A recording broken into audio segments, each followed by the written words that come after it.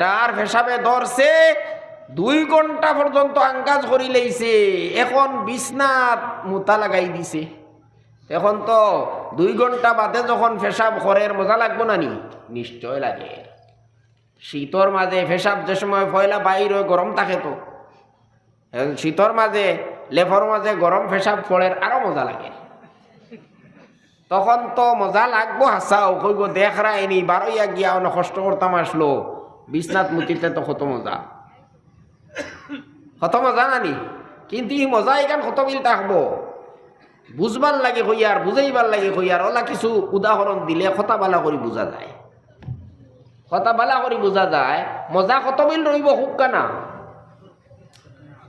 1 minute পর্যন্ত রইব নি? 1 মিনিট পর্যন্ত উত্তর হইত না। পেশাব করতে 1 মিনিট কইলাম, 1 মিনিট সময় লাগলো বালা, 1 মিনিট পর্যন্ত মজা লাগলো। এর বাদে আর মজা রইব নি? আর তো এই বিছনাত ফুটিতে পারবানি? এখন আর ঘুম রইব নি? এখন ঘুমও রইতো নাই, এখন আর এই বিছনাত ফুটিতাও পারতা নাই। আর তো গন্ধ তোলা বাদে শুরু হইব। উঠিয়া গা কইতা পারবানি বলে আমি তো পেশাব করে দিছি, আমার বিছনা বদলিয়া দেও, কইতে পারবানি? হইতে পারবানি গরম বলে আমি তো কাম করে দিচ্ছি, আমি তো বিছনা নষ্ট করে দিচ্ছি, আমার বিছনা বদলিয়া দেও, দিবনি কাউ বদলিয়া? তে এইভাবে ও বুঝিলাকা গুনার উদাহরণ হইল ওটা।